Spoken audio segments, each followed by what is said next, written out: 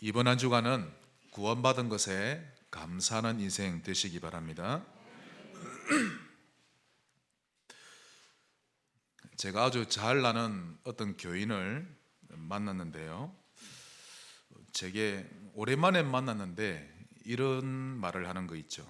아니, 왜 목사님은 제가 간혹가다 유튜브에서 설교를 들어보곤 하는데 왜 사단이니 귀신이니 그런 얘기를 왜 많이 하세요? 또 저주니 재앙이니 그런 끔찍한 소리를 왜 그리 자주 하십니까? 특히 성지교회 설교를 들어보면 그런 단어를 좀 많이 쓰는데요 라면서 앞으로는 설교를 이렇게 하라 저렇게 하라 가르쳐 주는 거 있죠. 제가 설교학을 배우고 왔습니다. 평가하는 게 아니고요, 분명한 사실이 있습니다. 그 신자는 분명히 응답 못 받고 있습니다. 그 이유는 목사 설교를 평가했기 때문이 아니라 이 땅의 진짜 문제를 모르기 때문입니다. 오직 그리스도로 결론 나지 않은 것은 분명하고요. 여러분, 밖에 유괴범이 활보를 하고 있는데, 그것도 많은 유괴범이 활보를 하고 있는데 집에서 우리 아이들에게 그 유괴범 조심해 라고 말하지 않는 것 자체가 이상한 겁니다. 저는 현장에서 많이 봤거든요.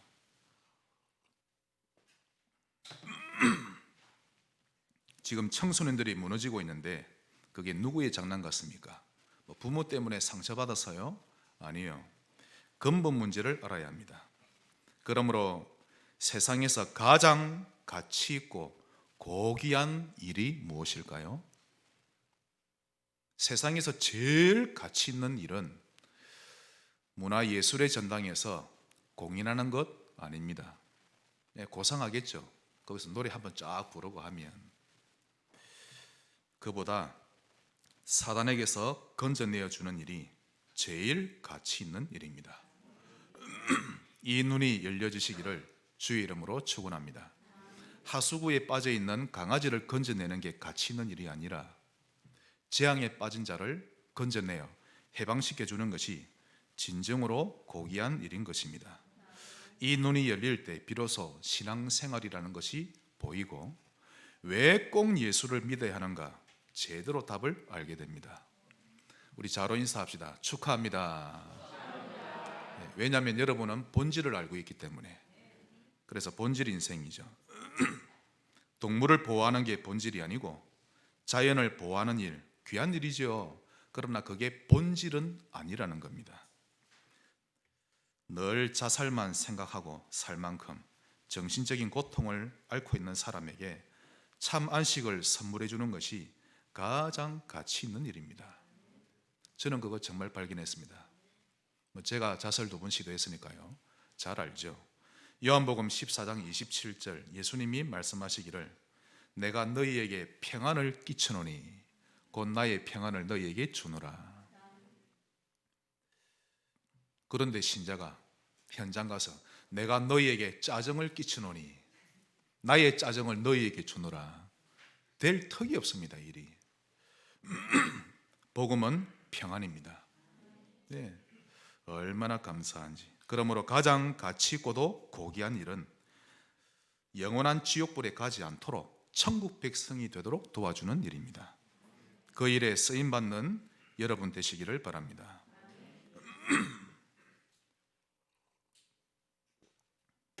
여러분, 왜 사는지 그 이유를 모르고 사는 게 얼마나 고통스러운 줄 아십니까? 겪어봐야 합니다. 몸부림을 칩니다. 밤이 되면 더 괴롭고요, 아침에 눈 깨면 뭐 하겠나 싶기도 하고, 일이 살아서 뭐 하나 싶고요. 여러 가지 사연으로 인해서 정체성에 문제가 온 사람 부지기수입니다.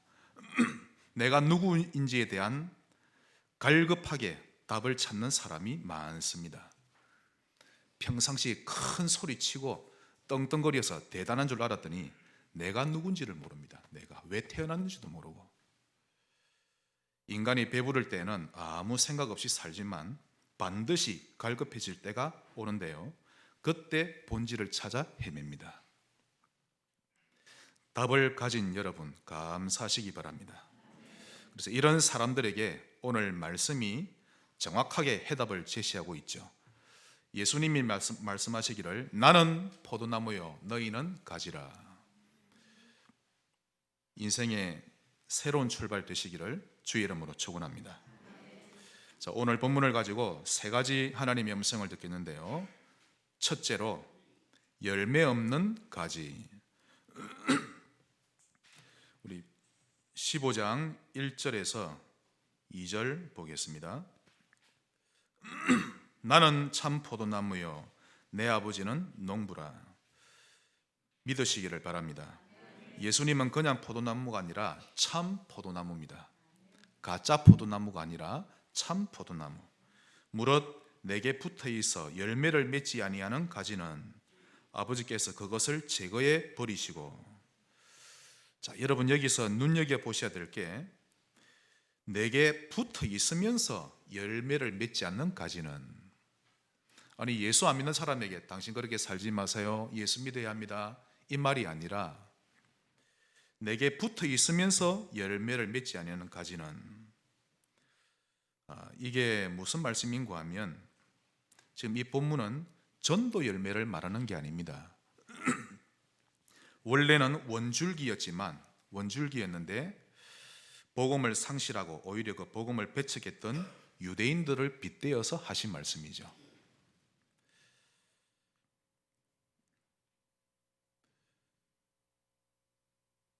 그것을 제거해 버리시고, 그리고 무릇 열매를 맺는 가지는 더 열매를 맺게 하려 하여 그것을 깨끗하게 하시느니라.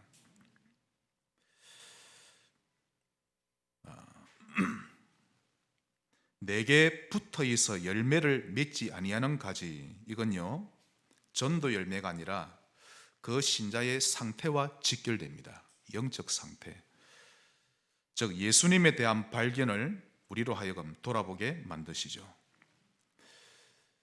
평상시 우리는 하나님의 백성이다 라고 하면서도 예수님을 모르고 있는 유대인들에 대한 얘기죠. 마태복음 16장 13절로 14절 얘기입니다. 사람들이 나를 누구라느냐? 네, 세례 요한, 엘리야, 예레미야나 선지자 중에 하나라고 합니다. 그 열매를 말합니다. 세례 요한의 열매를 맺거나 엘리야, 예레미야, 선지자 중에 하나로 예수님을 믿으면 그것을 제거하십니다. 제일 중요한 열매는 예수를 그리스도로 믿는 것입니다. 이해되시죠? 그러므로 이 본문을 통해 알 수 있는 것은 언약을 놓치면 포로 된다는 겁니다. 그래서 그리스도를 절대 언약이라고 부르죠. 절대 놓쳐서는 안 되는 언약.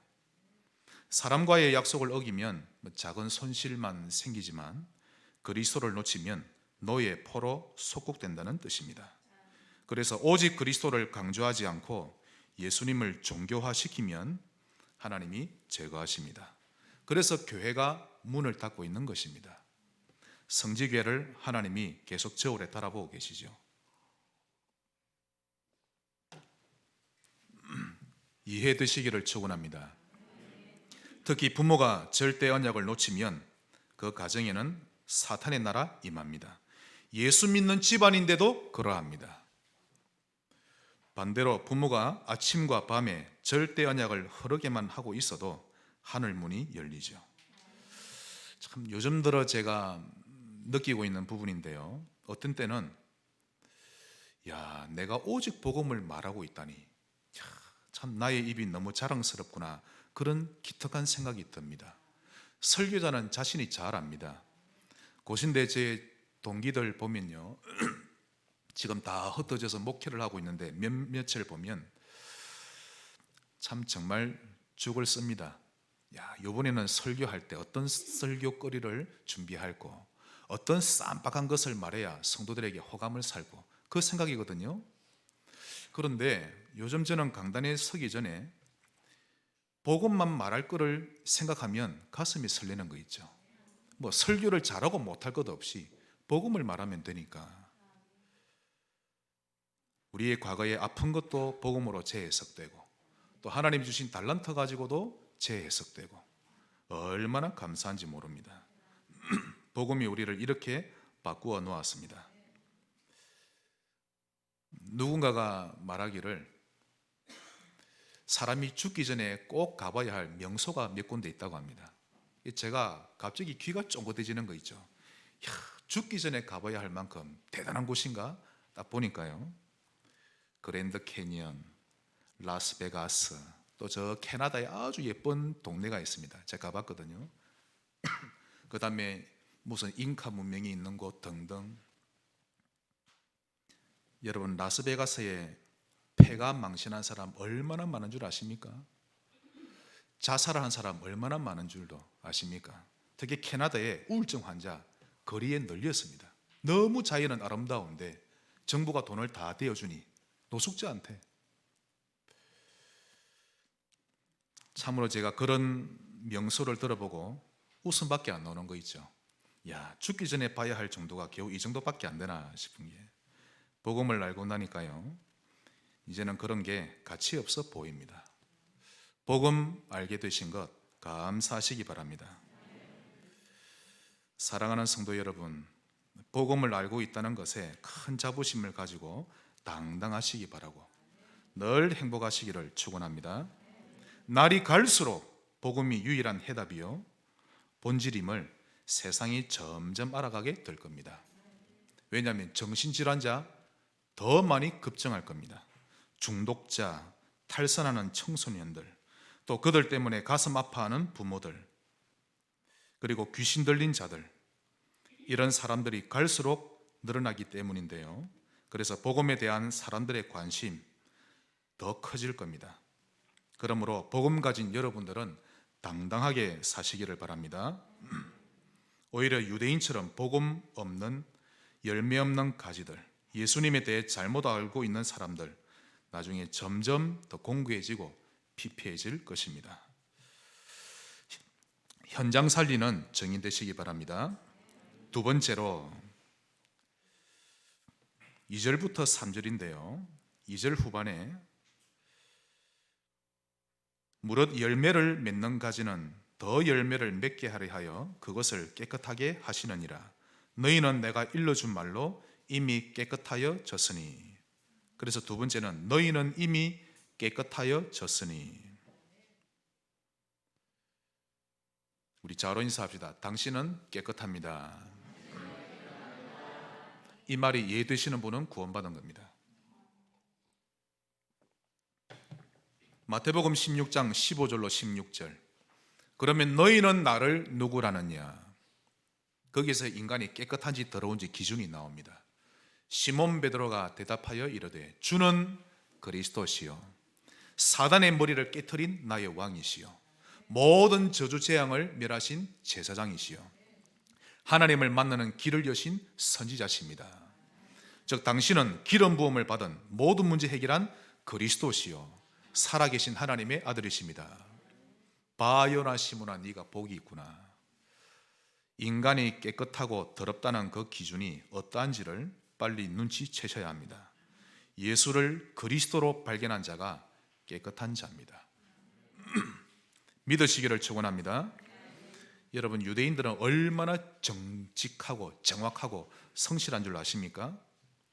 유대인들은 11조를 할 때도요, 콩을 한 조로 가져왔죠. 그거를 바닥에 쫙 뿌립니다. 다 셉니다. 거기서 정확하게 10분의 1 탁 이렇게 들이죠. 이런 정확하기로는 뭐 이루 말할 데가 없습니다. 또 정직하게 일합니다. 윤리적으로도 반듯하죠.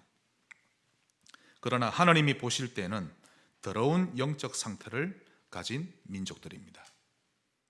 반대로 예수님의 제자들을 보면 갈릴리 출신의 시골 냄새 풀풀 풍기고 있고요, 가방끈도 짧고 경제적인 여유도 없는 사람들입니다.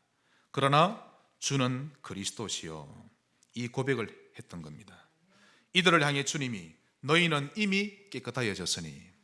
자 보세요, 열매를 맺고 깨끗하다는 것은 전도 열매를 지금 말하는 것이 아니라 예수를 제대로 보았냐라는 겁니다. 이해되시죠? 그만큼 예수를 제대로 발견하는 것이 모든 것입니다. 성지교회에 와서 그리스도 발견해야 됩니다. 그렇지 않으면 목사와 장로와 성도의 추한 모습만 보고 시험대로 나가버리죠. 근원적인 축복을 발견해야 합니다. 우리는 예수님의 보혈로 깨끗하게 되었습니다. 로마서 8장 1, 2절 그리스도 예수 안에 있는 자에게는 결코 정죄함이 없나니 생명의 성령의 법이 죄와 사망의 법에서 너희를 해방하였습니다. 이제 우리 교회는 여기서 한 걸음 더 나아가서 오직 그리스도를 발견하는 겁니다. 응답받는 인생 되시기를 바랍니다. 그러므로 낙심하지 않아도 됩니다. 낙심하는 만큼 여러분만 손해입니다. 성경에 약속된 것만 봐도 한 3,000가지가 넘죠. 근데 이 모든 약속들이 우리 언약의 백성을 위해 기록된 내용입니다. 그런데 이 말씀에 귀 기울이지 않고 다른 데 귀를 기울이면 되겠습니까? 너희는 이미 깨끗하여졌으니 언약을 잡으셔야 합니다. 그러므로 하나님의 말씀 속에서 나의 정체성을 발견해야 합니다. 한번 따라합시다. 정체성. 오늘 설교에 정체성이란 단어 매우 중요합니다. 나는 누구인가? 다르게 말해서 하나님이 만드신 나를 발견해야 합니다. 하나님이 만드신 나. 크게 두 가지를 볼까요? 첫째, 고린도전서 3장 16절이 하나님이 만드신 나입니다. 너희가 하나님의 성전인 것과, 따라합시다. 나는 하나님의 성전이다. 믿는 만큼 누립니다. 나는 하나님의 성전입니다. 하나님의 성령이 영원히 떠나질 않으시죠. 온전한 존재가 되었다는 겁니다. 물론 이전에 예수 믿기 전에 각인 뿌리 체제는 그대로 가지고 있는데, 그러나 법적으로 우리는 하나님의 성전이 된 것입니다. 두 번째로 시편 81편 10절 내 입을 크게 열라 내가 채우리라. 이게 바로 하나님이 만드신 나의 본질입니다. 입을 크게 여세요. 그런데 하나님의 자녀가 너무 그릇이 작습니다. 안 믿는다는 거죠. 하나님이 우리를 세계복음화의 주역으로 쓰임받을 자로 부르셨는데, 또 남은 자로 남을 자로 남길 자로 부르셨는데, 우리의 생각과 믿음의 그릇은 너무 작습니다. 특히 말할 때 사용하는 용어나 언어를 보면 너무 부정적이고 불신앙이 깔려 있는 말을 쓰고 있죠. 참으로 부끄럽습니다. 입을 크게 여시기 바랍니다. 깡다구가 아니라 믿음의 말을 하고 약속의 말씀을 확실히 믿고 선포하라는 뜻이죠. 이미 깨끗하여졌으니 실패자처럼 살지 말고 영안을 똑바로 뜨고 제대로 고백하고 신분에 맞게 수준 있는 말을 하며 살라는 뜻입니다.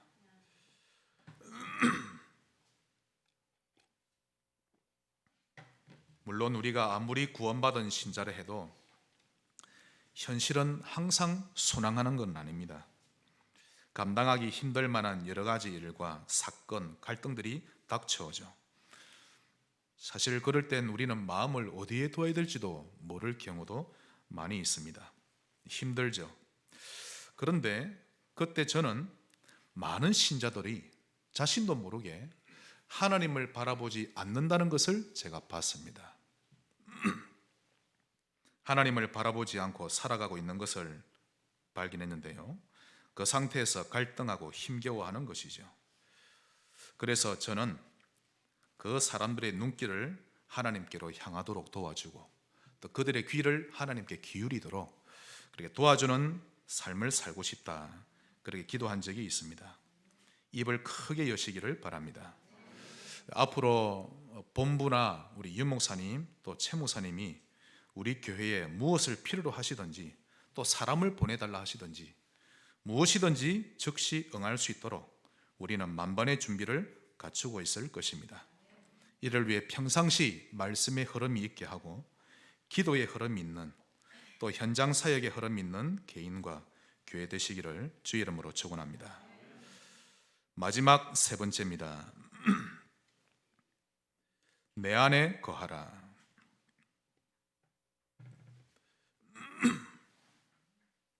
3절부터 보시면요, 너희는 내가 일러준 말로 이미 깨끗하여졌으니.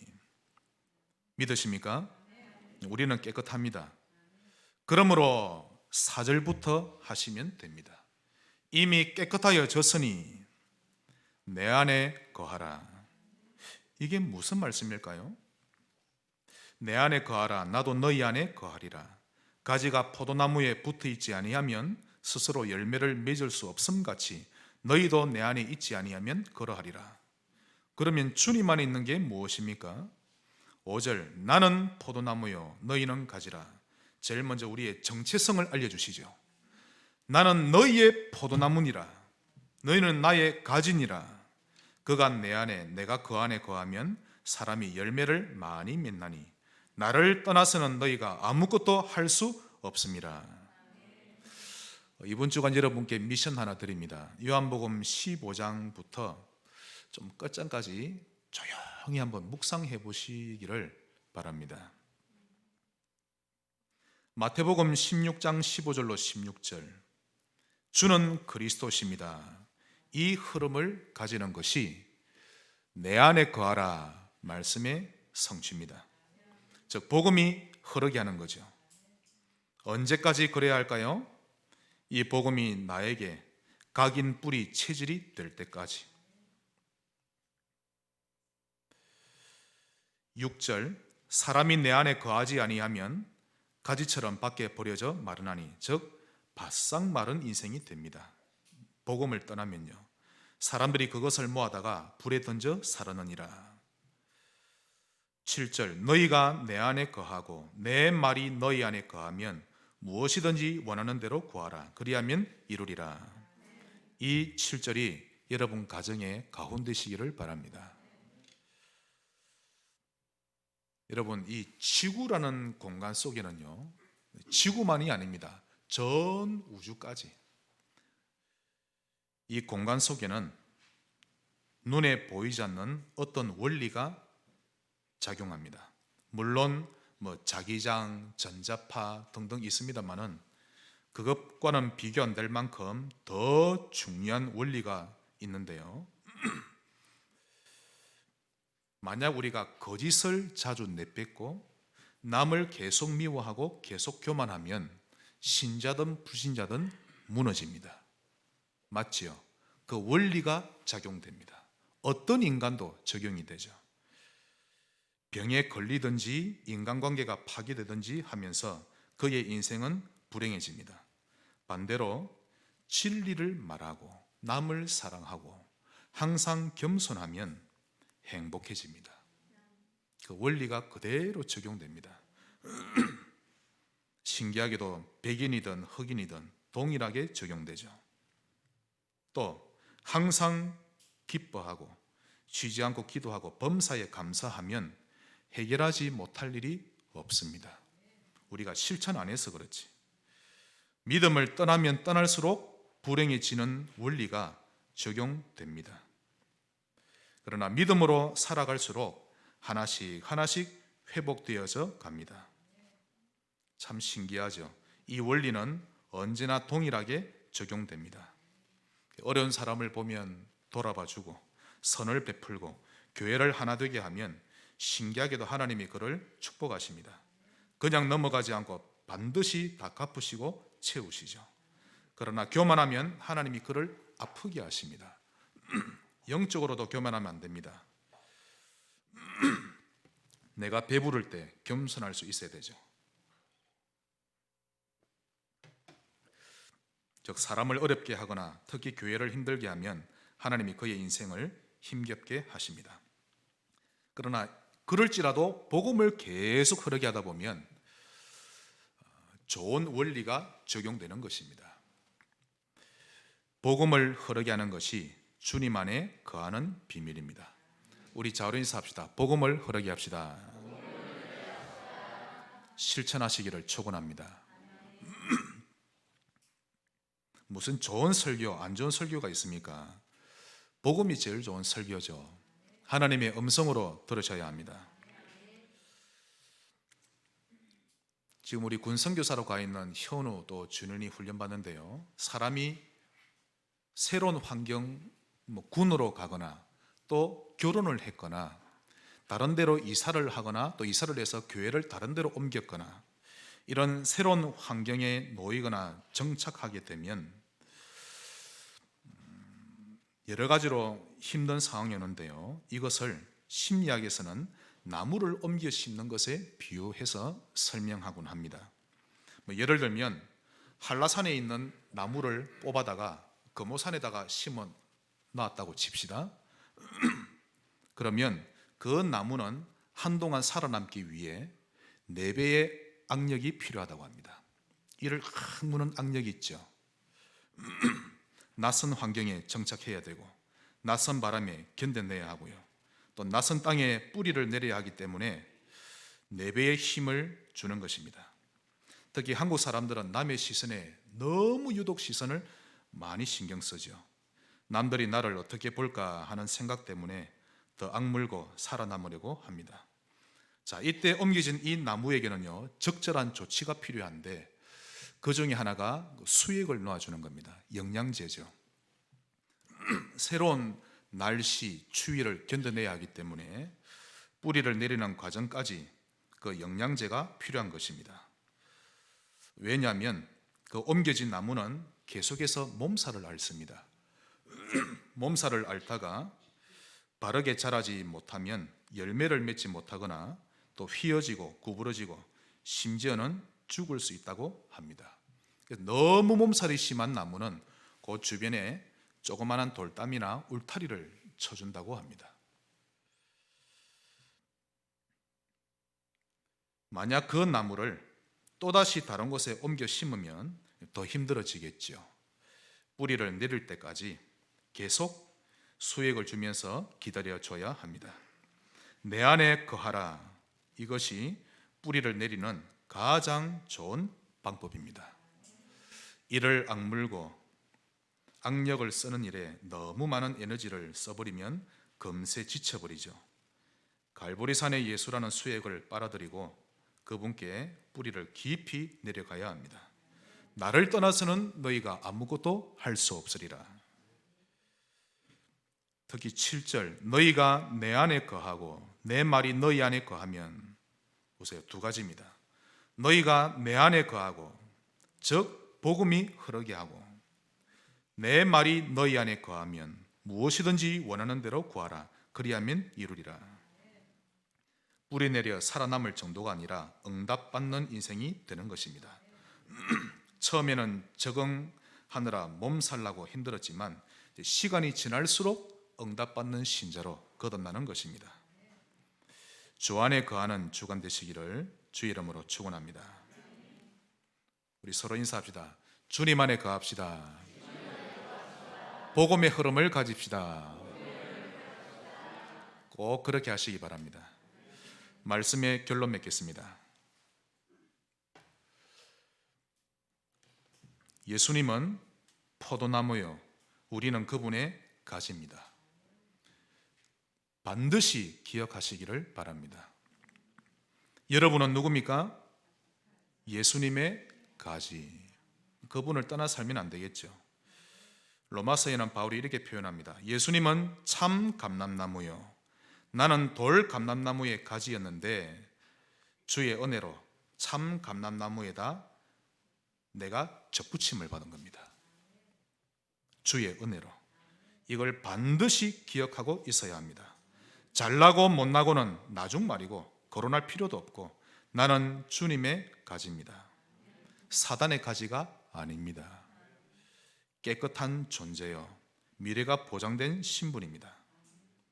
예수께 붙어있는 가지임을 기억하고 주 안에 거하시기를 바랍니다. 복음만 흐르면 됩니다. 예수님께 다 붙어 계세요. 창조주 되신 예수님. 한때 바벨론 제국의 왕이었던 느부갓네살, 떵떵거렸죠. 그의 말 한마디에 천하가 떨었습니다. 그런 느부갓네살을 하나님이 그의 생명을 주관하셨습니다. 그의 아들 벨사살 왕, 귀족들, 왕후들, 후궁들 1000명을 모아놓고 술잔치를 벌입니다. 취하니까 어떻게 했죠? 저 예루살렘에서 가져온 성전에서 쓰는 금그릇, 은그릇 가져오라. 그리고는요, 거기다가 술 따라 마셨습니다. 그러면서 외쳤습니다. 하나님을 믿는다는 저 이스라엘 백성들이 결국 우리 신한테 졌구나. 우리는 우리가 만든 금신, 나무신, 돌신 그들을 찬양하자라고 하면서 하나님을 조롱하고 그 예배에 쓰이는 기구를 가지고 술잔치를 벌인 겁니다.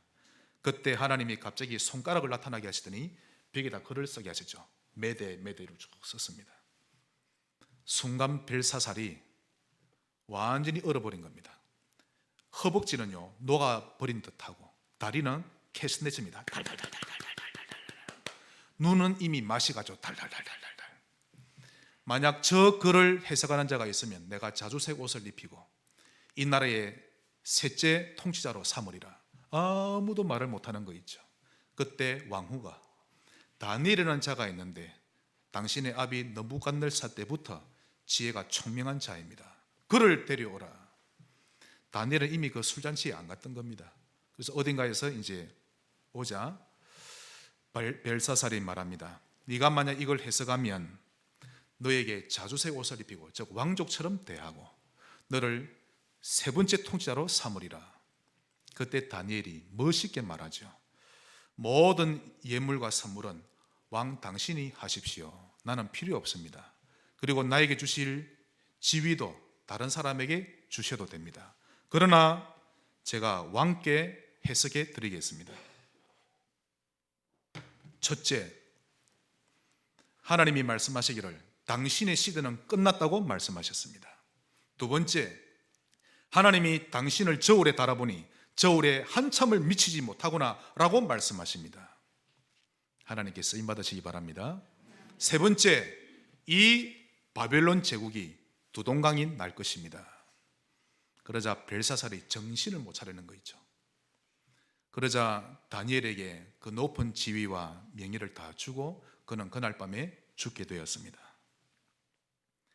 느부갓네살의 생명을 주관하시는 하나님, 벨사살의 부귀영화도 주관하시는 하나님, 미국의 정치도 북한의 김정은도 우리 한국의 대통령도 하나님이 주관하심을 믿으십니까? 정치에 너무 마음을 담지 마세요. 복음에 마음을 담으시기 바랍니다. 문재인 대통령 하나님의 손에 있습니다. 제일 문제는 8.15 광복 집회하는 것이 아니라 그거 할 게 아니라 교회가 현장에서 복음 전하지를 못하고 있습니다. 빛과 소금인데 예수가 그리스도임을 드러내놓지 못하고 있는 것이 제일 큰 문제죠. 그러므로 대한민국에는 오늘 장로님 기도하신 대로 1천만 제자가 일어나야 하고 40만 군데의 지교회가 필요합니다. 할렐루야. 그것이 여러분의 진정한 이민개혁이요 기도 제목 되시기를 축원합니다. 정치의 마음을 뺏기지 말라는 것은 평상시 본질 놓치고 껍데기 가지고 시간 보내지 말라는 겁니다. 본질은 오직 그리스도와 세계복음합니다. 이 땅에는 믿음의 사람이 필요하고 기도하는 사람이 필요합니다. 하나님은 지금도 교만하면 낮추시고 겸손하면 높이고 계십니다. 겸손히 교회를 섬기고 하나 되시기를 바라고요. 지역 살리고 후대 살리는 일에 쓰임 받으시기를 주의 이름으로 축원합니다. 하나님 감사합니다. 주 안에 거하는 이번 주간으로 축복하여 주옵소서. 예수 그리스도 이름으로 기도하옵나이다.